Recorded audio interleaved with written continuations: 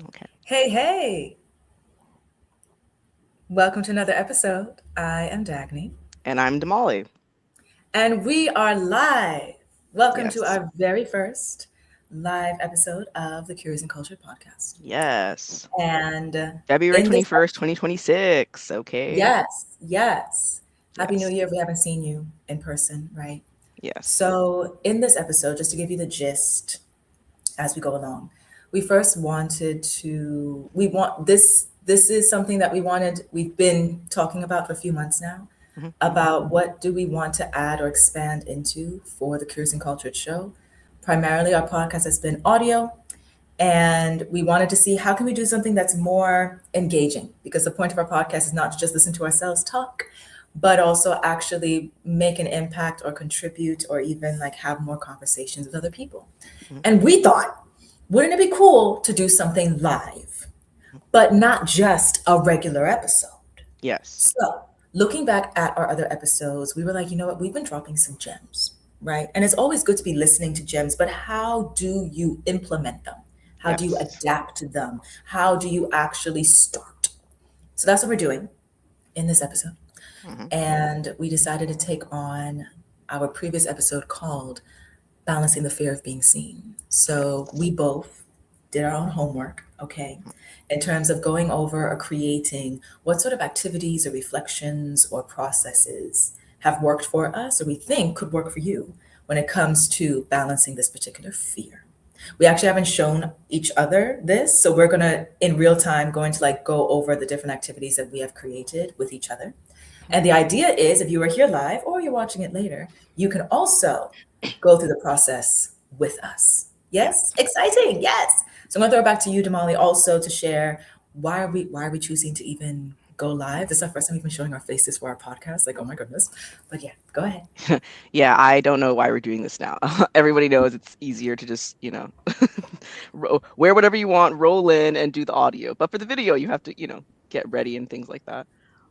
Yeah, we just kind of decided to do a more video thing just so like we could see how it goes. We're trying to do some new stuff and figure out a way to get more like engagement with our listeners. It would be great to have more of like a discussion with others and stuff because I mean it's cool to have the podcast, but it'd be cool to have other people respond like real time kind of thing and see like what other where obviously our podcast is called Curious and Cultured.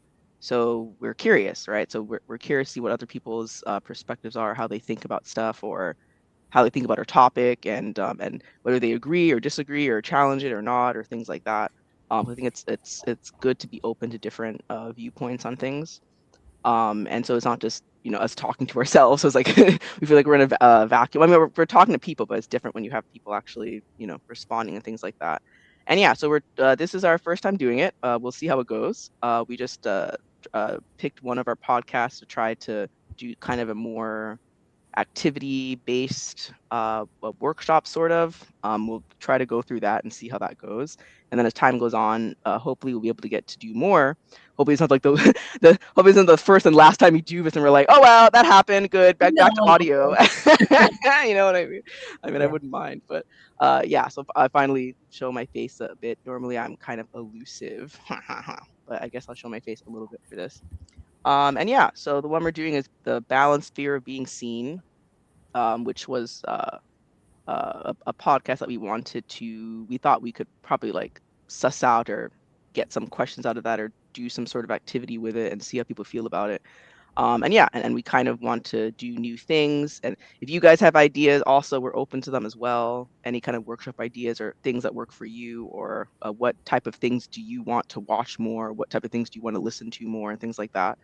And yeah, so hopefully this will be a fun thing, and maybe as time goes on, we'll have more, we'll have people join in at some point, or have more people. We'll see what happens. Um, and yeah, so we're just like cracking with this. Also, I think we'd also like to at some point do some interviews too. Would be cool. To add another dimension or facet to our podcast. People do that as well. And then as the time goes on, we'll kind of grow and things like that.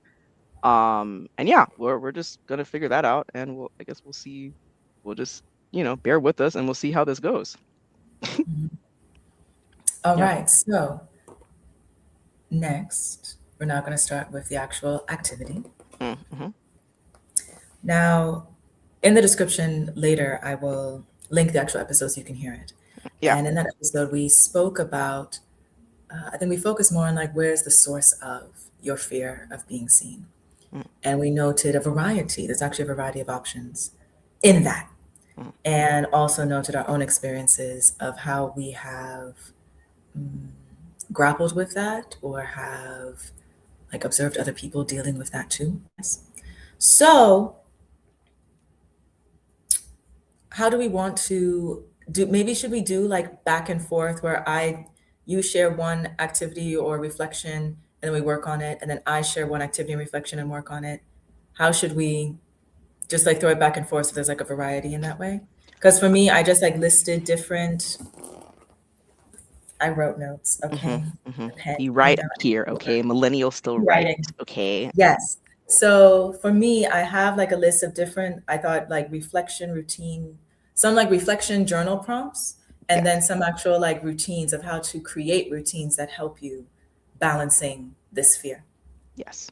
So should I start first with like my first prompt and Yeah. then we work through it and then you start and then you share your first Yeah, we like can just prompt? share and you say one and I say one, then like, or we can even like while we're working on it, or we could be Mhm. discussing it. But yeah, Mhm. you could first start with what was your Okay. first one that you want All right. to So for me, cover? the like I did do it in a certain order where I feel like it could be feel a bit offensive if we just like zone in immediately Yeah. on the source of the fear, right? Mhm. Because then it feels like, oh, you're getting too close, right? Yeah. Right. So I thought it's because it's like a layered situation, right? Yes. Of discovery. So we Mhm. start like on the most outer layer and work our way in gradually. Yes. Yes. So the first activity I have is actually a deal of making a list. All right. Okay. So you make one list of things you feel easy to brag about yourself. As in, if anybody asks you, like, so what do you, either if someone asks you, what do you think you're good at? Or if you notice just for yourself without anybody asking, there's certain things that you automatically are like, that's me. I got at that. I can do this. I can do that. I can be this. Make a list of the things that are easy for you to brag about. Then the second list, right? And maybe you can do it like a split thing on a piece of paper if you want, or like under each other. The second list, make a list of things you feel easy to criticize yourself about. So that's the first. That's the That's first your prompt, the first one. first activity. All right. So Okay. do we Cool. want to? I'm gonna make our Right. list. I'm not sure. Yeah, and I don't know if you want to do it where like so you say yours and you work on it, and then I say mine, Yeah. and then while you know what I mean? Like, I don't Mhm. know if that way, and then we can kind of, I don't know if we can like, I don't know, if you can see it on the screen, like it show what we do or something like that. Right. Yeah. That's okay. Yeah. Okay. Well, then Mhm. you can, and you could be as open as you want, or as Mhm. um, however you feel comfortable sharing. Same with if people come on to listen, they can share as Indeed. well in the comment section. And just a disclaimer, we are working Yes. on this as you are working on this. Like Yes. we're not Yes. here putting ourselves up as some master guru. We've already done an episode We pretending to be gurus to joked tell about you that. how Yeah. it's sometimes a joke, right? Yeah. So this is more of like the purpose of a lot of our episodes, or like Curious and Cultured in general, is that we want to inspire, we are inspiring, right? Mm, Ourselves and you, our yes. community, Yeah. to believe in yourself more, believe in your own power more, understand that the answers you're seeking are already within you. Yeah. And the potentials or the goals or the dreams that you have are not as far fetched. It's more of that you need to be like reclaiming ownership of who you truly are and what you're truly capable of. Mhm. Not in a self centered way, but in a way of like when you do that, that creates a positive ripple effect to like the rest of the galaxy, Mhm. which is a point for all of us. Yes. So this exercise is, these are suggestions, these are fun, these are things to hopefully open a window for you to continue exploring. It's not a like textbook curriculum, you need to follow this because some sort of master told you this, Yes. We are not if that makes sense. masters. Yeah, yes. So these are more things of like the stuff that I've written down. These are certain questions or reflections I've had over the years for myself to get to a point of disentangling myself from fear. So I figured some of this, if it works for you, if it resonates, would be useful. Just want to Yes. put that in there. There we go. Okay. Yes. Yes. So, You can work. I mean, I make some really nice scrambled eggs. I'm gonna say that right now. I mean, if we're talking about what we're good at, well, yes, that's an easy thing. I can brag about it. My eggs are it's good. true. Okay. Right? Right? Yep, yep. Yeah. And I had a baking kick for a while, and my Hmm. baking was pretty good too. So, right? And I can make some mean, what are they called? Oh, I'm really good at stick figures. Oh my gosh, man. Like, There you go. There you yeah. go. Right? Start easy and then you can go deep, right? There you go. Yes. Yeah, that's what we're gonna start. And then what else was I going I think I was gonna add something. Yeah, we're not masters, not gurus. We're doing this as we go along kind of thing. Hmm. Just to see how it would be. And if there's some way that we can like help, if it helps ourselves or help someone else, I mean, that's the point, right? To be useful in Hmm. some way and have people like think about things in a different way. Hmm. Um, and let me think. Well, I guess for one of my questions I can do, which I just thought of a little while ago, is if you could, well, maybe I'll first explain where I got the idea from. So I sat in on one of these, I think everyone knows who Tony Robbins is, I think. We're not name dropping, I'm just saying I know him, I met him yesterday. I'm just kidding, I didn't. He does those webinars.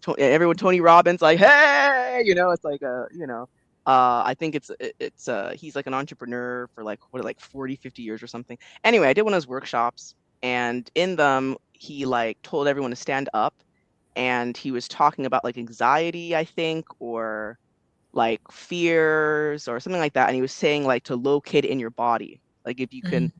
put it in your body, somewhere would it be, kind of thing, and like connect the sound to it.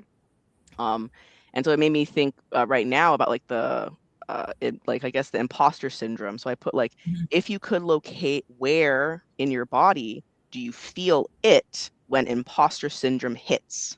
Mm. So I Okay. thought that would be interesting because normally, like, why would I, when I think about imposter, it's like in my head. But I was like, okay. And so maybe pretend I'm standing up, okay?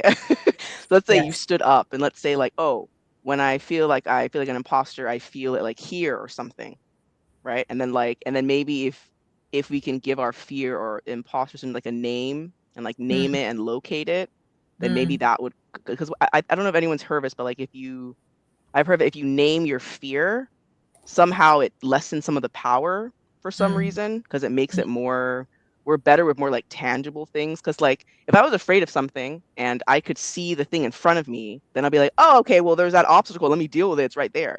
But if it's a Mm. fear that I can't really, I don't, it's just a fear from anywhere, everywhere, all at once, no pun intended. There you go. I think it makes it a little bit difficult. So I think Yeah. that's one I can work on. And then Dagny, you can have anything else to add? No, I like that actually, because that also, if you can also map out where in your body you feel that fear. I know there are some philosophies that also like put a diagram of the body of where certain emotions are suppressed Mm, in the body, like which organs carry certain emotions, mm. which then you then could connect of like if this the type of where the type of fear is happening could also be the reason why you have back pain or why your hand is Ah, tingling or why mm, your stomach is always hurting or like these sorts of yeah, things also then could get you further understanding that what's happening in your mind can wreak havoc on your body or heal your body. yeah, And then trying to understand, which then goes deeper of like, is this actually just in my head? Where did I pick up this belief from? Why am I constantly like repeating it? Yeah, yeah. I like that. That's a good one. That's a good one. All right, all right. I think so. I think so.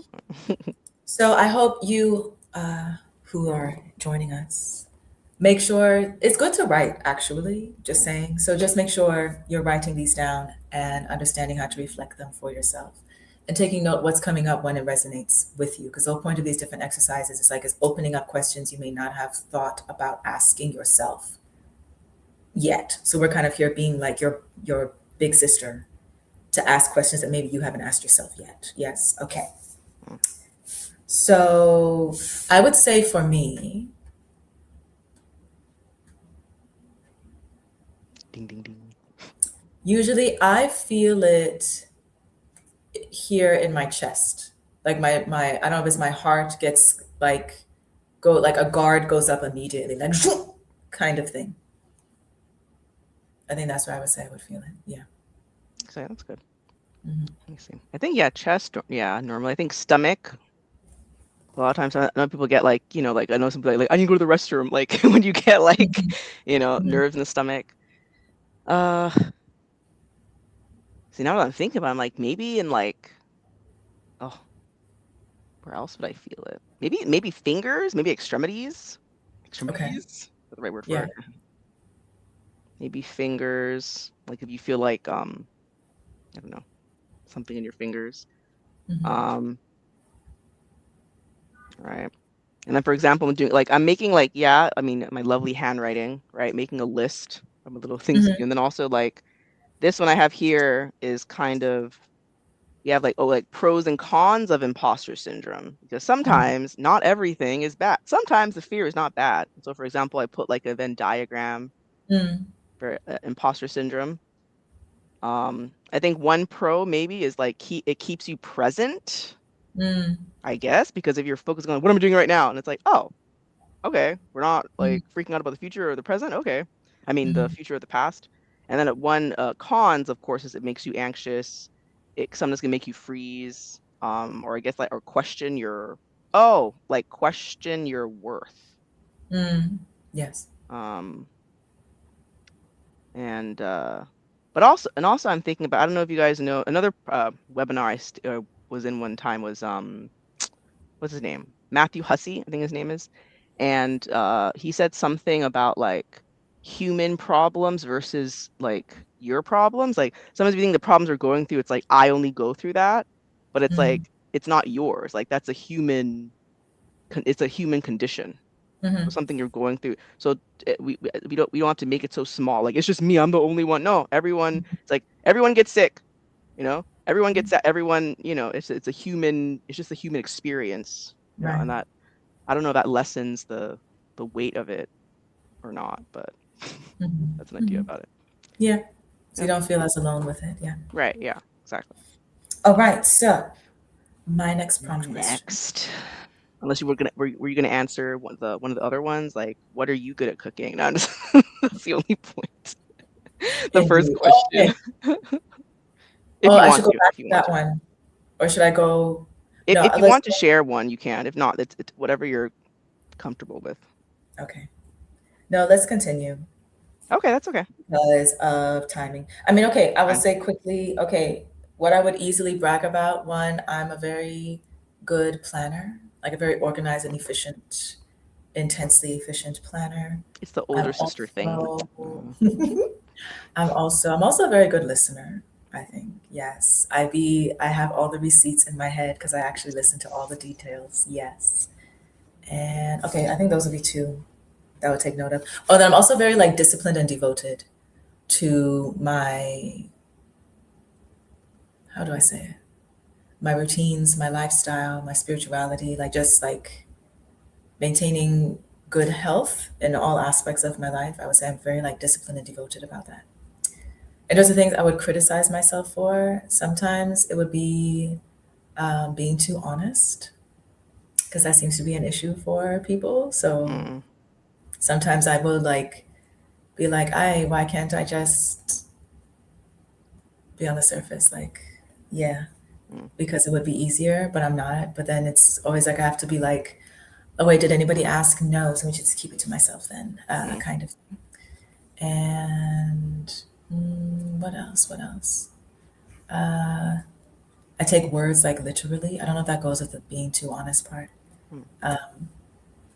which I sometimes will like blame myself for, criticize myself for as well. Yeah. So yeah, those are a Hmm. few on the list. Yes. So then my second one, which I don't know if you would, they kind of coincide with the first questions. There are two lists saying, one, how would you describe yourself at your low when you feel at your lowest? Mm. And how do you describe yourself when you feel happy about yourself or you feel at your best? And when you're writing these down from the first prompt I shared and the second one, the point is to share, to like compare how long is one list over the other. Mm. This is kind of gauging where you at in terms of your self-talk to yourself and your self-image to yourself or your self-perception. Mhm. If for this one, when you're at your lowest, how do you speak to yourself? And when you feel your best, how are you speaking to yourself? That will help you understand. So when you're at your lowest, are you like beating up yourself even though you're already on the floor? Or are Mhm. you consoling yourself and nurturing yourself to get back up? Mhm. When you're at your best, are you inflating your ego and like making and trying to put yourself above other people in order to feel better? Mhm. Or when you're at your best, you actually are just really being grateful about who you are and being humble about what your situation is. The point of the two, as you compare these lists, is that the goal is you want to be not necessarily neutral, but more on a balanced point most of the time. Right. Even though we're human, so sometimes when you're at your lowest, you can really like negatively speak about yourself. When you're at your best, you might over embellish. But you want to always be checking in of like, am I being honest with myself and whose voice am I listening to?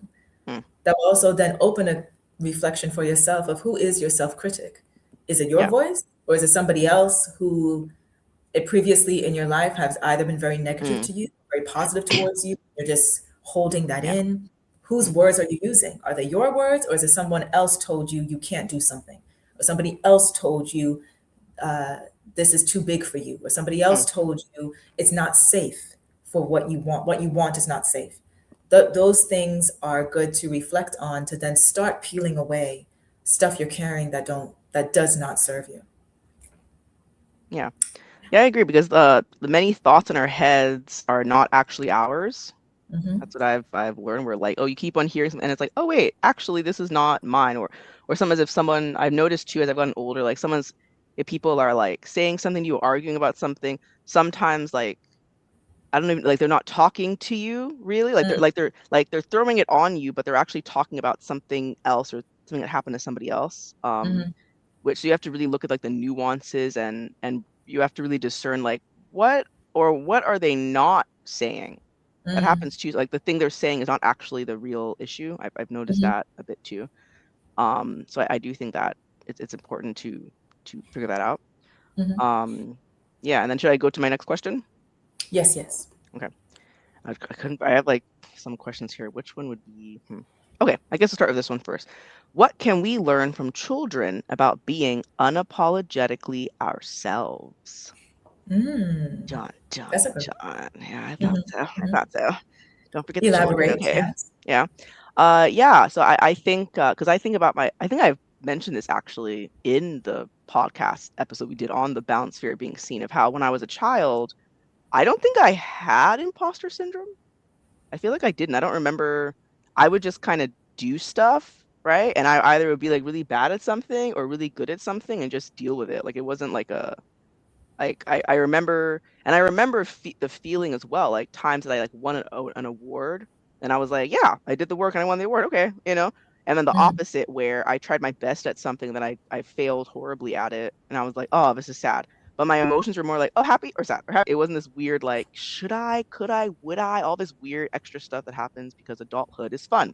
Anyway, but as a child, it seemed it was much easier to just be. And I think we could learn, not that we're supposed to, turn to children again, because I think I'm not sure if there's any part of imposter syndrome that maybe helps us or helps you be in society, I guess, because I mean it's not like there aren't like powers that be or people that like benefit from you questioning yourself or because if you're questioning yourself then maybe they're like for example, oh, you're questioning yourself about I don't know, something you did like, oh, well, here's this product or here's this service that we can give to you to help you with X, Y, and Z. You know what I mean? mm, I don't know if that is connected to that as well. But yeah, children, I think, often tend to be more open and not so I mean, I don't want to say like bitter. I'm like, because adults are bitter. Okay, no, it's not like, but you know what I mean. Like you things get added on as you grow up. So yeah, so it just made me think about that. Like, what could I learn from kids?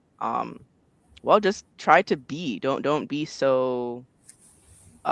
It's okay. Like just do the best that you can, and if you need to do more, then you do more, and if you want to do less, and just mm, keep it in a more a simple way. mhm. I think. Um, don't know if I could think of an example. Um, I guess the main thing is like because sometimes I don't know if you can get rid of the imposter syndrome feeling. I'm not sure how that would work because I haven't fully figured that out. But I do know that just sitting in it and going through it, I think could help. Right? If you're trying for like a child perspective, or you just kind of, okay, I feel it. All right, but let's go to the next thing, kind of thing, you know? Um, so I'd say that one part for that. Yeah, that's one question I had. I think that's also good because it also helps you reflect on if you can carry the curiosity of a child, That too, yes. Curious in culture. where a child is always discovering new things, is always curious to find out something different, right? Either about themselves, about their environment, about other people. Right. And if you, who's joining us, have found that you maybe are really not that curious about yourself anymore, or not that curious about your reality anymore, or have kind of gotten stuck looping in, I only do this Monday through Friday, I only wear this, I only eat that, I can only do this, that, the other, Right. then this might be a great invitation to see like if you took on the curiosity of a child of like, yes, that I usually wear this color, but what if I just decide to wear this other color? What if Right. I decide to listen to a different type of music? What if I decide to read a different type of book? What if I decide to believe things work out instead of constantly believing things are not going to work out? Just to try, because what is nice is that children will be curious about things without, until they're taught this, of course, Yeah. without thinking about the result being a failure or not. Yeah. The Without the outcome in mind. curiosity is the point of, I just wanted to discover this. Not now that I know this, it was a mistake, or now that I know this, I know it wrong or know it right. There is no right or wrong. It's the curiosity that is like was the most important thing. So I think that is a good reflection point to have, because then that could help with discovering the source of your fear of being seen without indicting yourself or accusing yourself or blocking yourself from finding that source because you feel it might be wrong, or you might blame yourself for it, or you might blame other people for it. Well, this should be something that you're just curious to understand as opposed to curious to be right or wrong. Yeah. I Mhm. would agree with that. Yeah. Thank Yeah. you, Tanko. Yeah. And keep in mind, even super successful people have imposter syndrome also, that are like Mhm. experts at things and are like really good at stuff. And you're like, why would you have imposter syndrome? You're like perfect. What is this? Um, but I know some parts of it pushes you to be better also. I think I said this in the podcast as well, where if you think you're like the best, like you really think you're the best at everything and anything, sometimes that, how do you grow? Like if you think you've grown as much as you can, then where do you go Mhm. from there, kind of thing. I think that's important as well. Mhm. All right. What else do we So, got? What's another activity we can do? so my Just do. next questions, yes, Okay. Mhm. I then shift from the reflections about like how are you very negative about the way you speak to yourself or not, Mhm. shifting to now focusing on what is the purpose of being seen? Mhm. Yeah. How would you define that for yourself? Yeah. I feel like that answering that question also helps me to chip away a bit about where the source of your fear is coming from. And for me, it brought up that there's the source of the fear could be coming from what you possibly were conditioned to believe the purpose of being seen is. The True. purpose of being seen is to manipulate. The purpose of being seen is to be vulnerable. The purpose of being seen is to put yourself at risk. Like there's Mhm. different things that we might have picked up over time, either been told or taught over time, or our own experiences gave us this impression over time, which possibly allowed that fear to continue to build and take root.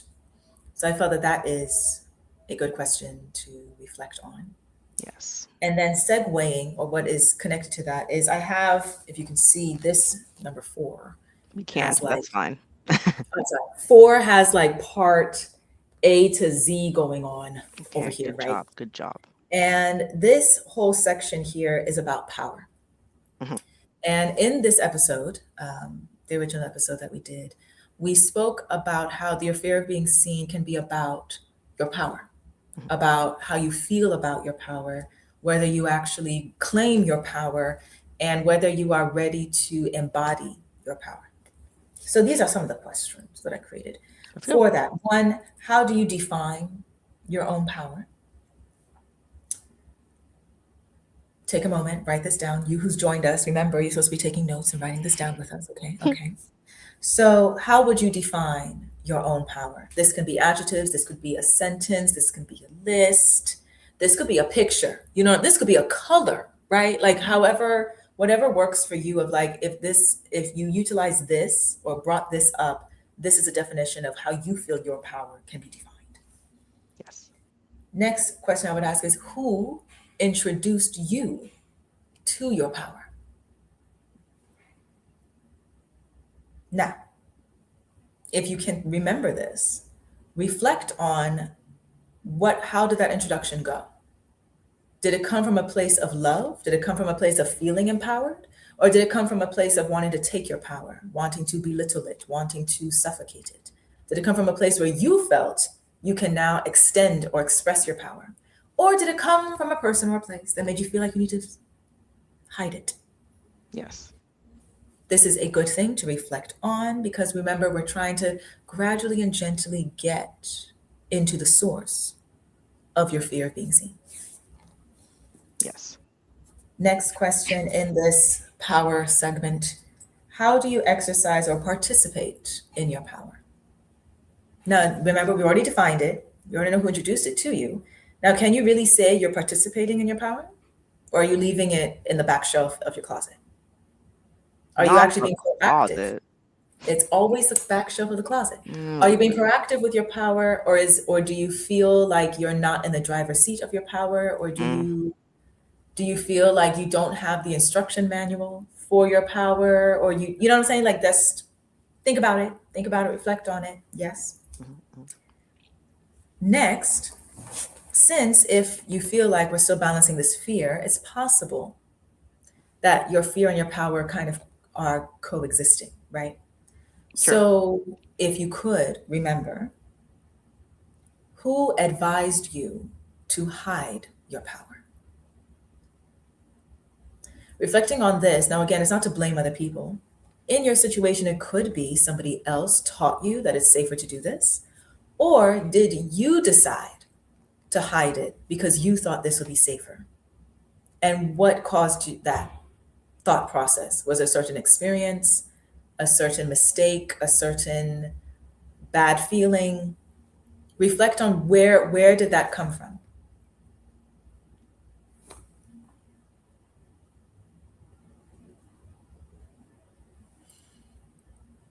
Next.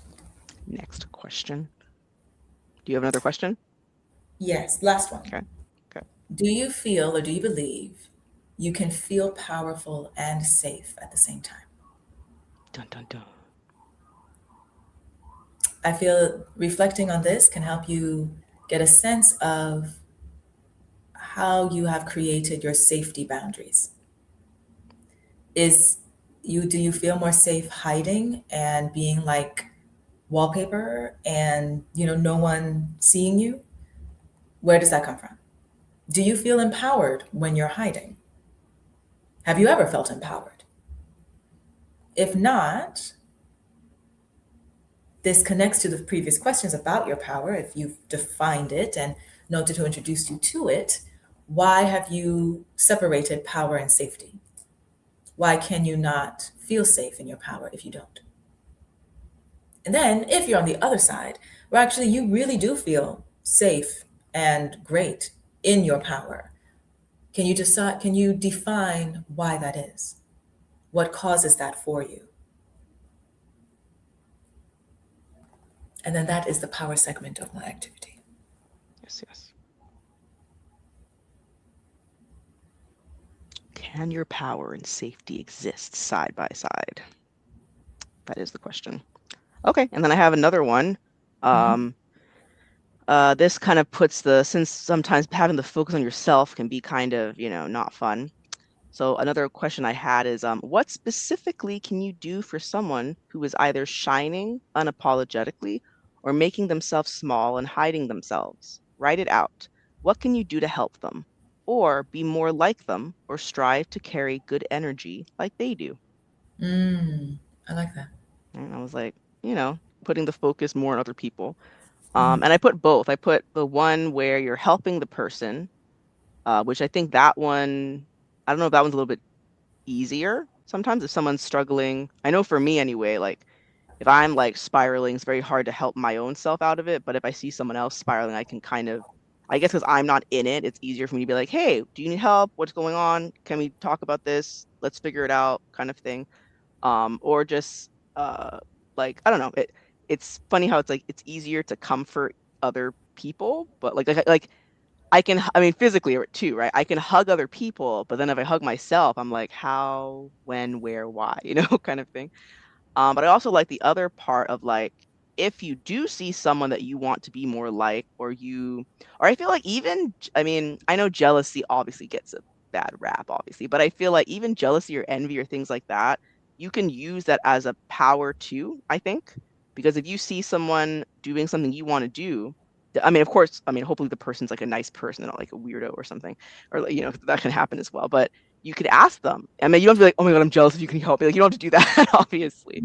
But you can just, you know, either be in contact with them or just look at what they do. What kind of things they do to get to where they are? What can you do to learn from them? How can you make what they do your own? Because at the end of the day, you can't really be exactly like someone else because they have their own path, right? And everyone's aligned in their different way.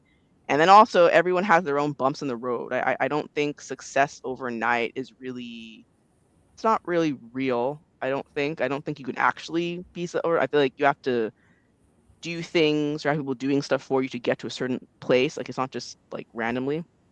Even okay, yes, obviously there's things about like access and money and time and all that stuff, but I do think there needs to be some kind of work going on. You can't just like sit and not move at all or breathe and have things happen, right?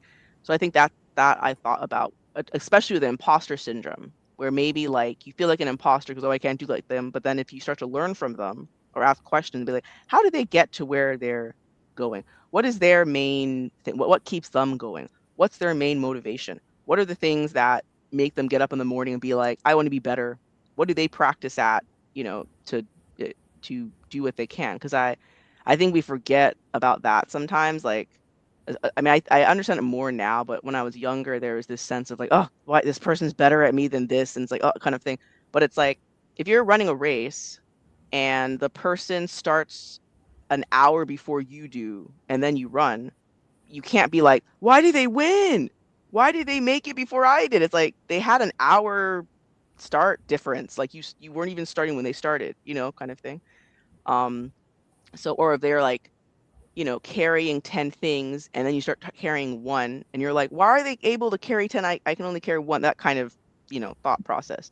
So see how the person can help you instead of like seething and being like, ah, like, like, how can this person help me? How can I get better? How can I, and then oftentimes I find that the more you focus on yourself and your own growth and alignment and path and everything, I think sometimes it makes it easier to not be so distracted by other people, you Mm. know?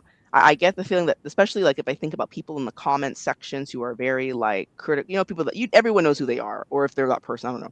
But people that like say a lot of rude, horrible things to people in comments, and I'm always kind of like, but what are you doing though? Like, why do you have so much time to say all this stuff, right? Mhm. And I always go back to this quote by Brene Brown. I don't know if she was a TED. I first heard her TED talk, and then I know she's written books and things like that. And she said something like if you're not in the ring, like if you're not in the ring, you're not in the arena, you're not putting the work in and getting excuse my French, getting your ass kicked in there, then I'm not interested in your feedback. Like I Mhm. don't, like thank you for the criticism, but sorry, no. Like if you're not in here, you're not doing the work, you're not doing anything, and you're just like there behind your computer, then it's like why should why am I listening to that? Right? Because at the end of the day, even if you don't like someone, you don't like what they're doing, if someone's working hard and like putting themselves out there and like getting criticized and going through all this stuff and sweating and blood, sweat, and tears, excuse the pun, BTS song comes to mind. Sorry, blood, sweat, and tears. Then you kind of, I mean, not that you can't say anything, but it's like you're not able to stand on a lot of, like, you don't have that much to stand on type of thing because you're not, putting work in. So it made me think of that. So it's either reach out to someone that's going through, or you see someone struggling and reach out and give some help. Or if you want to be like someone else, or you want to see what kind of work you can do like other people, then you can study them, figure them out, research them, ask questions. How can I be like that? Right. And then I think that can also help. I think movement and action and just forward motion helps with most things. I think when we're standing still, that's when things get really heavy and it's hard to do or see anything. Right. So I thought that would be a good question to look up, right? And really see what they're doing. And or even like, for example, like if I think about, remember like the self-help books, that was another one we had, where it's like maybe instead of reading the self-help book, maybe study the person that wrote the book. Maybe study them. Like, what did they do to, and it's not so much about what they did, just like the process of doing something and then getting a finished product. And what did that person go through to X, Y, and Z? And how can I make that journey similar to my own and do more and learn from that? If that makes sense. So I think that's. I think I also like that question or activity because I think it also connects to this notion that all the people around you are like a reflection to you or a mirror. Yeah, you don't The see everything. people who, Yeah. yeah, the people who you choose to surround yourself with and the people who come into your life even unplanned. They're always reflecting something back to you. Mhm. If there's something you notice about somebody that's really annoying you, or you're irritated by, or there's some trigger in some way, in that way, that usually, even though they might be annoying, I mean, but they could just be annoying as hell. Like, I mean, there are. but usually it's actually a reflection back to you of like they actually are carrying a trait that either you have constantly been ignoring Mhm. or carrying that you no longer need. And maybe it's easier for you to see it in somebody else because you've been like denying it in yourself. Or if you're noticing, like, noticing something in someone that you really admire, Yeah. instead of using jealousy or envy for it, what they admire is a reflection back to you of either they're reflecting back to you a trait that you already have, that this is like an invitation to further develop it or further embody it or embrace it or share it more kind of thing. So there's you get a double win of one if you make a point of, I like to say, like, when you see other people, try to make a point of like seeing them through their hearts as opposed to seeing them through a mask or what you are finding annoying or admirable about them. Because it's a double win when you do that, because one, as you noted, the exercise is one of either you're trying to encourage somebody who you see is balancing this fear of being seen or balancing this fear of speaking up or showing up, Right. or you are um, admiring or complimenting or encouraging somebody who is shining, somebody who is showing up, regardless of where they are in their journey. That's one side of the win of like you're still sharing like a positive ripple effect, a positive energy to other people. But then the other win is that if you also took note of what stood out to you in this person is a reflection back to you, is a reflection of what you are carrying yourself, kind of thing, because we're all like mirrors to each other. Sure. So that's why I also like this question activity. Yeah. Yes, yes. I agree. Okay. So my next question to reflect on, yes? Yes, yes. Okay, there's like 3 or 4 questions in one because it's like another segment. Next segment. And I wrote, do you carry your fear alone or do you share it with prayer or a higher power? If you had someone else to carry your fear, would you still subscribe to it? And do you believe your fear and your faith can coexist? So, this segment has more to do with looking at the source of your fear in the context of your bigger beliefs. So whether you believe in a higher power, believe in God, believe in whichever denomination you prefer, can if if you do follow a faith of some kind and you are serious about it, disciplined about it, does that coincide with the fear that you're carrying? For me, I know usually if you are trying to like continue walking in faith, the point of that is to believe that there's no reason to carry fear because you have a higher power who's got your back, or you have a higher power that's already promised you that you're good. So if you believe that, then how are you still carrying the fear? Am I making sense? Yes, but may I jump in to challenge you a little bit? Go Is that ahead, let's okay? go. Let's go. I would say that you don't necessarily have to get rid of the fear. I would challenge that a bit. If you can, good. But I feel like in some instances, it's not so much that the fear has to be ripped out or removed or cut out.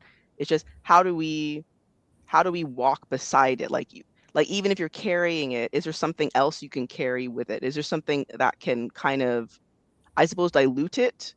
Because I guess this for me personally, like there have been times where I have tried to remove fear from the equation, and then that adds another problem for me because I'm trying sort of remove it and then I can't, and then I freak out and spiral. Daddington, what do you think?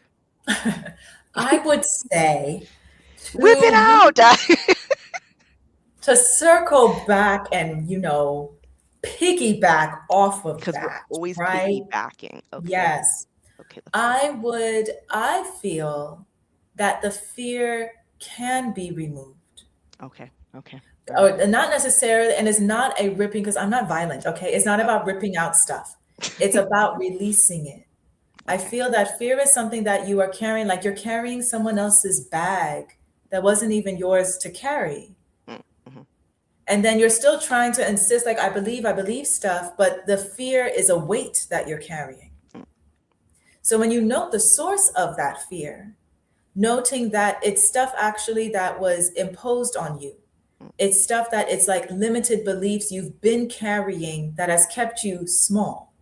So the fear is not so much like, oh, fear of like burning yourself because you're going to touch the stove. It's I'm like, not don't do that. talking Don't about, do you that. know, I'm not talking about that. But since we're talking about the fear of being seen, Mhm. when you put this in the context of faith, or you put this in the context of Yeah. bigger beliefs, why would, if you were not created to hide? Mhm. Your assignment in this lifetime If you choose to does accept it. not include or feature hiding. So the fear is holding you back from your assignment. If you believe you're here for an assignment, if you believe you're just floating like a rock in space, then obviously this question A doesn't little work. bit different. And I don't mean any disrespect, like it's fine, right? But like if you do believe that we're here on an assignment, Mm, the fear does not fit the formula then. mm, If you believe that if you do have that bigger belief and you're constantly praying or constantly mm, manifesting, constantly learning more of trying to create a more divine connection mm, and relationship with what you mm, believe in, I just feel that the fear is like the trash that you keep not taking out, mm, or the fear is this weight that is not tied to your foot, but you just keep dragging it with you, mm, mm, and then there's always a valid excuse as to why I need, well, because the last time I tried this and that's why, or well, there's so many things going on in the world, so you never know, or like there's all these other things, which when you make that list, you can take note that a lot of the valid excuses for fear is a mm, lot of external things. mm. There's external things happening, so let me internalize it in my mind to prevent that thing from happening. When you think But it's the thing internal. never happened, right? While the faith part is an internal thing, where if you took note and listed, wait, but with my faith, how much longer is the list of what my faith has produced compared to what my fear has produced? Mm, mm, If your fear of being seen has produced you hiding, possibly missing opportunities that your faith was already lining up for you, right? Or causing you pushing away people that your faith was trying to bring into your life. And then what is faith producing? Constantly giving you chances to get out of the fear of being seen. As in, your faith did not produce this fear, right? Yeah. I think it's So, more like you can have, I guess the mistake is to think that, oh, I have to get rid of the fear before I do something else. I think they can right. happen No. at the same time. I think that's the Mm, big thing because like it's like you think that, oh, if I don't like, because like feel that way too. If you don't fix X, Y, and Z first, then I can't mhm, do what I need to do. But I think maybe it can mm. happen at the same time, possibly. And that, yeah. And that's why this question, I also wanted it to be like reflection on Mhm. this work is not just about you by yourself. Yeah, That's why the question of like, is it only you carrying it? If you gave it to somebody else, would you still be subscribing to it? This true. exercise to release the fear, it's not just by your own strength. It's not just by you trying to think it out of yourself. If you believe in this faith segment, it's like your faith can help you release the fear. Mm. That's why the faith is constantly giving you opportunities to release it. Of Mm. like, you see, you were afraid about something happening and look, it worked out. So now you don't need to fear that anymore, do you? Mhm. Of like, do you see good things happen when you're not hiding? So Mhm. you can slowly stop hiding now. So it's true that like it's not like remove the fear and then all of a sudden faith works. It's like faith is Yeah. constantly helping you to release it. And kind of and but with that, that's like there's like a surrender or release of control that needs to happen while that's happening. And this is where which we've noted in previous episodes of the Curious and Culture Yes. podcast, Yes. where a lot of the narrative of yes, this sounds like a self-help exercise, Mm. but it's not self-centered. It's not you by yourself in a vacuum Mhm. just doing stuff as if you're a machine. Mhm. This is why even the previous thing you noted of like it involves people. Yeah. As you're releasing fear, you will note your interactions with your community will change. Your interactions with people will change. Your interactions with your opportunities will be changing at the same time. And noting that that is faith working while you're releasing fear. So what's interesting is that if you believe in this, while you're working on this, like you will constantly be getting signs that it's working, like you're making progress, as opposed to sometimes when we're doing a self-help book and okay, you need to, every morning do this, every afternoon do that, every night do this, and you'll be doing the exercises and being like, I mean, I wrote a lot of stuff, but I'm still sitting, like my fear is still right here on my shoulder, like watching me write this Always stuff. sitting there. Exactly. Which is why we have to be very careful not to take on these types of exercises as if it's just me by myself and it's only on my strength or only on my activity that I will actually make any progress. It's important to note that the source of your fear is most likely bigger than you. That's why releasing it cannot be just you by yourself doing that. You need to do it in collaboration with something that's bigger than you. Yeah. That's my And feeling. and I think that is a good exercise as well, where if you could you list people who, or list things that, either list people who, or list things that can help you carry or dispel your fear? Mm, Like, can you mhm, list those? Are there people and I think there's things also can help you, like, and things could mhm, be like a hobby or a purpose or right. something that you do that kind of helps you move through it. And then also I think it's important while we're going through the fear, don't treat the fear like a boogeyman. I think it's Mm, also important. Be like, fear is it's a reaction to something else. It's mhm, something else. It's not just like, oh, there's this huge boogeyman coming to attack me. And it's like, no, mhm, it's something that it's your own thing. Like, because of the way the world is, you have to have had created it in some way. It didn't come out of nowhere, right? mm, And I think that name, and that's why it goes back into the naming the fear, or naming emotions, or naming things, to be like, what exactly is this, and what am I actually afraid of? Because sometimes mhm, we're afraid, but you can't name it. You just say it. And I think mhm, once you like peel the layers, then it's like, oh, and it can be more manageable. So even if you are afraid and there still is fear there, you can be like, oh, but I can deal with this. Like, mm, oh, like it's a dark room. Oh, okay, well, I can get a flashlight. I'm still mhm, scared, but here's a flashlight. And then eventually lights go on. I'm not afraid anymore, mhm. to make it to more. Yeah, yeah. I like my little metaphor. So Well done, well done. Yes, yes. yes, Good job, good yes, job, yes, good job. yes. All right, Okay. you All can go right. next. And I think I only have like one or two more. Yeah, we don't want to go too. Yeah, because it's getting a bit long. We don't know how our No, attention not span at is long. all. But we wanted to like do Hours. at least like by an hour kind of thing. Yes, yeah, just We're you at have like like 55 to minutes now, so we're good. right. We're good. I think Yeah. we're doing good with time, actually. Exactly, exactly. Yeah, Yes, the our next first thing to do is one's okay. everybody stands up, okay, and Yes. just jumping jacks. I'm just Oh kidding. dear, no. If there are people, we would do like a Tony Robbins webinar. If people are here, everyone Hey. jumps up and they're like, "Yeah, let's Like, go, energy." Although that does help, though. I think like okay, if you're yeah, feeling some yeah. type of way about, everyone knows that exercise can help, right? No, movement of the body Movement, helps all the time. movement of Yeah. the body, Dancing can any, help too. yeah, and Yeah. power poses work. If you just Mhm, stand with a, that can help too. I think even with mhm, imposter syndrome or mhm, getting the negativity out of your body kind of thing and mhm, shaking it out, things like that, mhm, is also an activity we can do. So we just shake things out, you know what I mean? Okay. mhm, mhm. Let me see. Do I have any other questions I want to go? Oh, well, I have this one about well, this one I think we already went over it. Like, think of scenarios that you have had imposter syndrome or the fear of being seen and list what they were and why. So that Mm, could be, if you want to list like, a couple of things you could think of that are recent or from the past and like, why did you feel that way? What was it?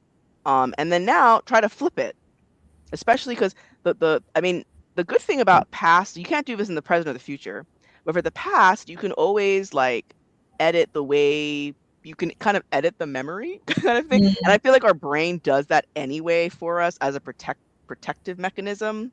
mhm, Like, how mhm. you'll be like, oh, this is what happened back then. And someone else is like, that's not what happened. What are you talking about? I'm like, oh, you're just to keep you safe, right? Yeah. And I think that can help too, because you can't change the past, but you can change, well, you can change the way you thought about something or the way you reacted, and then the emotion can be like cleared out.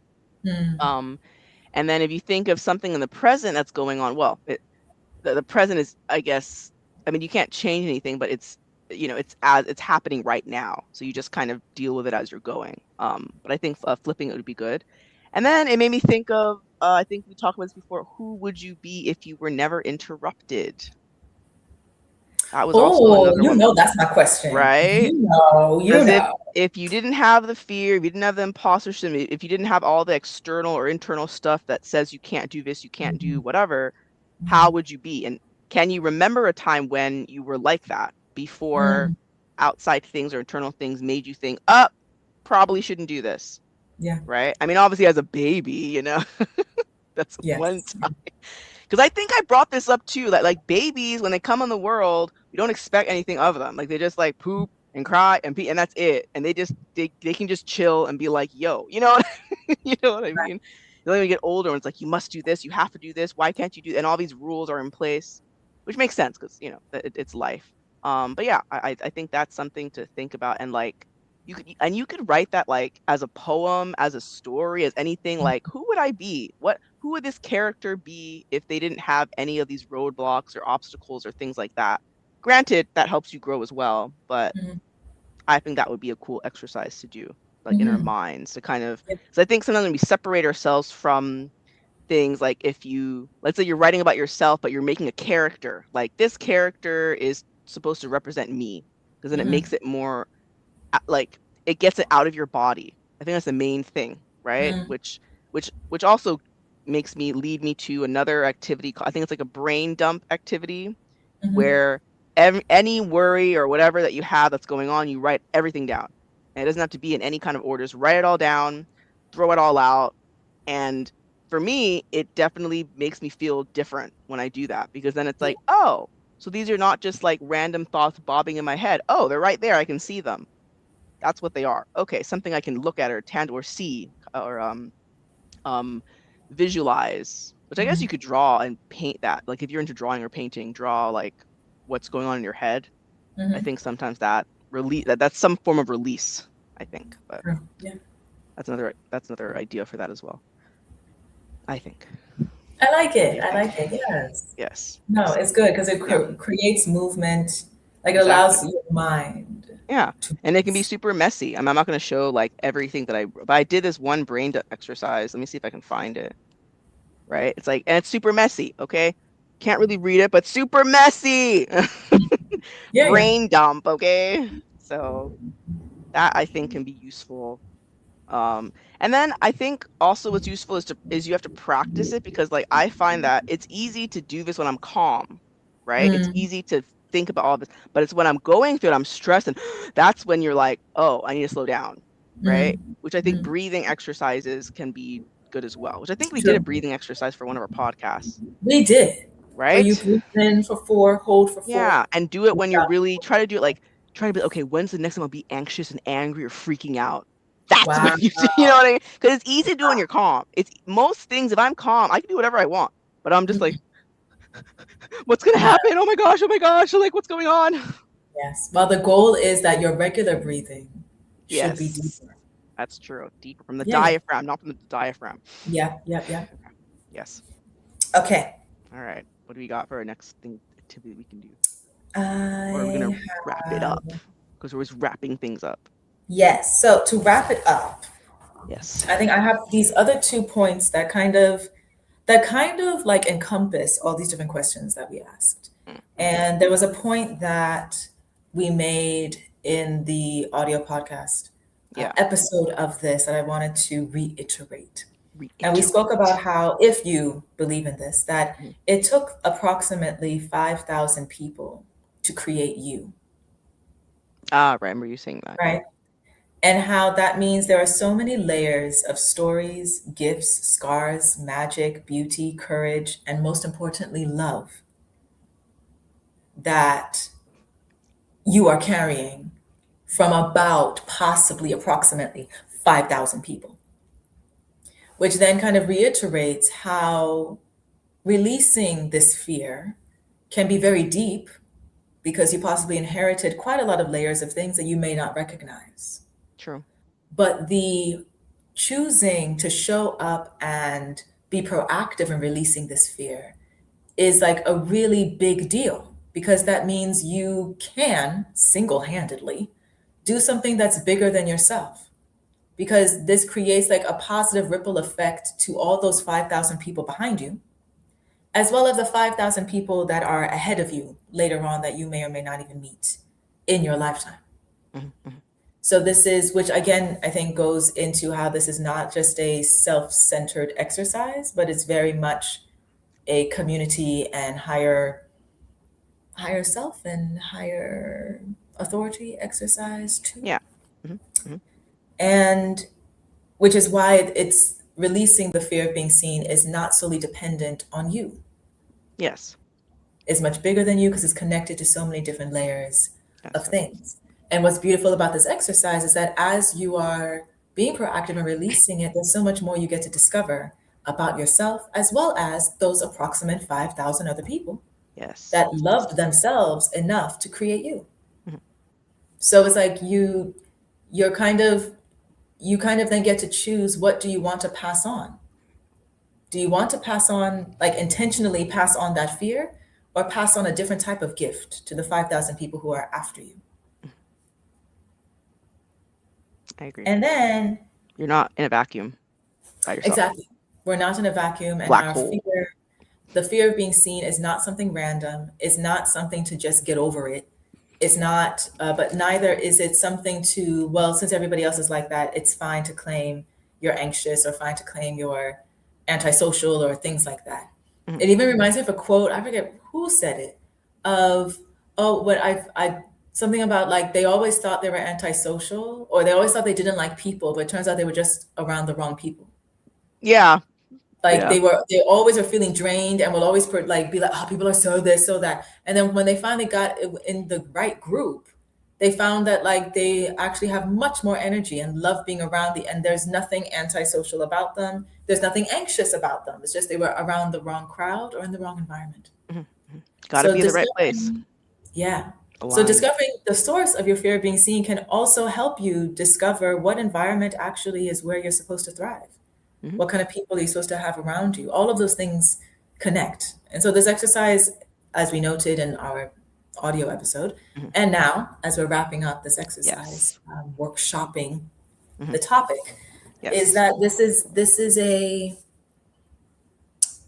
this is not something to take lightly or Yeah. something you can just do whenever you feel like It's it, a but journey, lifelong journey. it's a journey. It is a journey that is not an overnight thing, but it's a really beautiful experience, though, actually, when you open yourself enough to surrender to how it's supposed to be released Mm. and where these sources of fear of being seen came from, and then enables you to reclaim your power, understand your power, and be more aligned with your assignment. At least that's how it's felt for me as I've been doing Mm. these exercises. Yes. Yeah. Yeah, I definitely agree with that. And I do think, yeah, it's something you can't, it's hard to just do it in your head. I think it's important to write it down and add exercise to it and talk with people and, you know, or find a purpose or hobby or things, just do different things in your life to get the energy in your body moving around, and try to do new things. And sometimes, yes, I know we can't all like. I think there was it Alicia Keys where she was like, "I'm gonna find myself. I'm gonna go all the way to Egypt on some mountain and find myself." You know what I mean? Like we can't Yeah. all do that. You know what I mean? Like we can't all just go to some some mountain and be like, ah, kind of thing. Hmm. Although you could just go outside and scream, but that is also one way. But I think we do Hmm. like little things also to try to, move the you know, move the energy, because our reality is whatever we kind of make it, right? Whatever you focus on is what is like. I think I read this thing one time that what we focus on is like, it's like Google.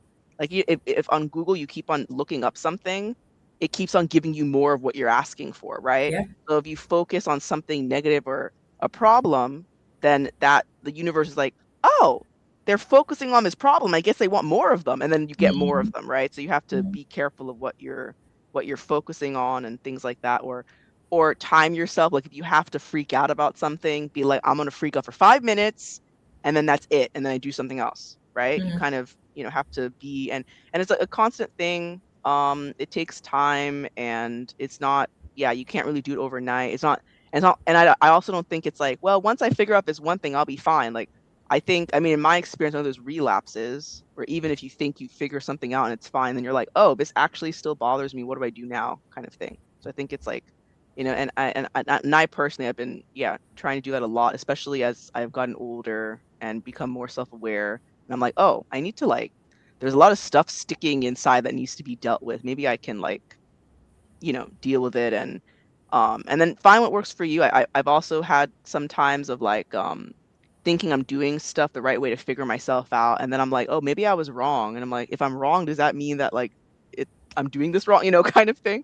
So and yeah, I think, and to give yourself grace also, um and realize that it's not just you. Like it's the Hmm. world, the people you're around, society. There's a lot of things that we have to fight with. It's not like we can just be like, I am at one by myself on some rock and nothing will bother me, kind of thing. Can't really do that, right? Unless that's your I mean, some people can. They can just sit and meditate and be fine, but I know not everyone is able to do that Yeah. kind of thing. And so but I do think it's important. I think it is something to everyone should take time to kind of just breathe and write Hmm. out what they're going through and try to not get swallowed up, because there are many different realities, because of our minds. Everyone has their own. Everyone, what's that saying? The usual one: the half full, half empty. The cup is half full or half empty. Everyone, I think, knows that Hmm. kind of. I know it's kind of cliche, but everyone views things differently. So that means that you can always change the channel you're focusing on. You can always change that. There's always some other perspective that you can switch things, I think, in life.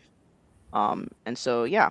So hopefully, this was a cool, activity. And for those of you that see this video now or later, hopefully you can do some of the, you know, activities, and then we hear you say, "Oh, we tried one of your activities, and this is what we did," kind of thing. Or if you Indeed. have ideas, if you guys have ideas of how you work things out and you figure yourself out, and especially the balance, the fear of being seen in imposter syndrome, let us Mhm. know. All right, because we're curious and cultured. Okay. There you go. There you go. Yes. So Yes. this concludes our very first Curious and Yay! live episode. Yay! Clap I will up. Round of figure applause. out how to do like I know there's like effects here, so I'll figure out later Oh, how to do. effects. We will do effects at some point in time, but we'll figure out how to do the noises and stuff. But Oh, we I don't. hope you enjoyed it. I'm so excited. Yes. So make sure if this is your first time hearing about the Curious and Culture podcast, make sure to subscribe. We will have the link in the description as well. We Yes. do audio, and then we're now including another segment of live episodes. This particular Yes. episode will be recorded as well, and I will be Mhm. uploading it. And we'll probably do another episode where you get to see live also how we even plan our episodes and things like that. Yes. Yes. Like That would be a cool we, thing to we see. are a two-person team. We're doing everything Yeah. ourselves. Mhm. But we hope you enjoyed this exercise. Yes. Please let us know what resonated with you. What would you like to see more of? Mhm. What next episode of our previous episodes would you like to workshop with us? Mhm. Let us know. We love hearing from you. And we Exactly. will see you next time Yes. Yeah. Fun. at Yeah. our Let us know next audio episode and our next live Yeah. And there's episode. no tips or any thoughts or how we want, you want to engage more of us, things like that. We're Yes. open. We are open. Yes. Yeah. So All right. thank you again Thank you. and take care. Okay. Take care. Bye. Bye. Bye. Now to figure out how to stop recording.